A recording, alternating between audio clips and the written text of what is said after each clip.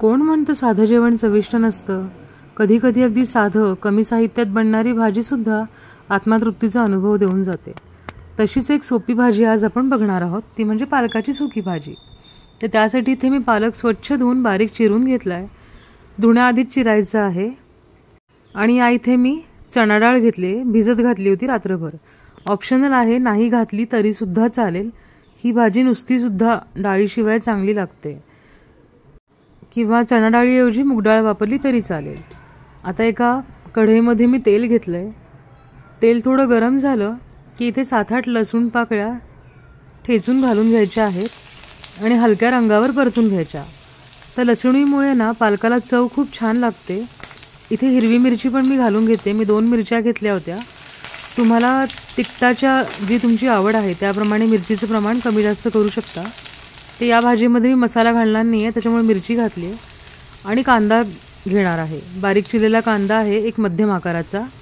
कांदा व्यवस्थित असेल तर भाजी वाढते पण आणि चवीला पण छान लागते. आता या ठिकाणी मी छोटा अर्धा चमचा हळद घालून घेतलेली आहे.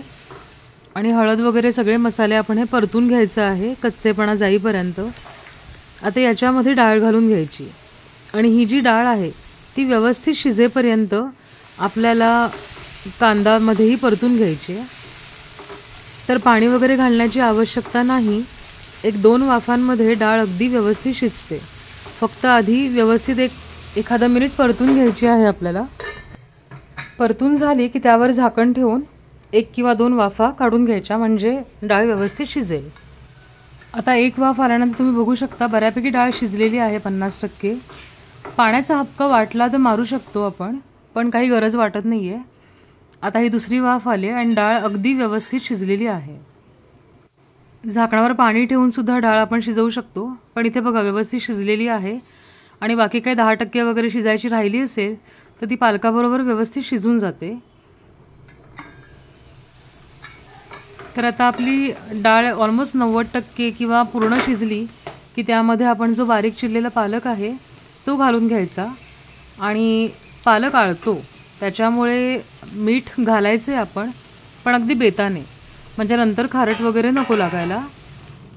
तर त्या अंदाजाने आपण थोडंसं मीठ घालून घेऊया. मीठ घातलं की हिरव्या भाज्यांना ना पाणी सुटतं आणि त्या पाण्यामध्येच मग ते व्यवस्थित शिजतात.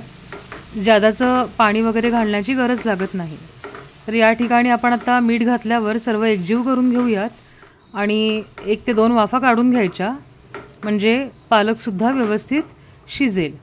आणि भाजी चवीला खूप अप्रतिम लागते. साहित्य कमी आहे किंवा अगदीच म्हणजे बेसिक मिरची वगैरेच वापरली आपण, पण तरीसुद्धा या भाजीला अतिशय सुंदर चव येते.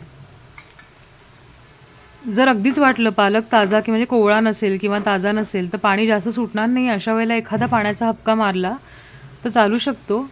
पण अगदीच जास्तीत जास्त म्हणजे 2 दणदणीत वाफा काढल्या 4-4 मिनिटाच्या की ही भाजी अगदी व्यवस्थित शिजते आणि तयार होते. थोडंसं पाणी आपल्याला दिसतंय तर ते पाणी राहिलं तरी काही हरकत नाही, कारण चवीला तितकंच उत्तम लागतं. अगदी भाताबरोबर नुसती भाजी कुस्करून खायलासुद्धा खूप चविष्ट लागते. आणि तांदळाची भाकरी असेल तर अजूनच स्वर्गसुख. तर अशा प्रकारे भाजी कधी केली नसेल तर नक्की करून पहा आणि आपल्या कोकणी थाट या यूट्यूब चॅनलला लाईक आणि सबस्क्राईब करा. धन्यवाद.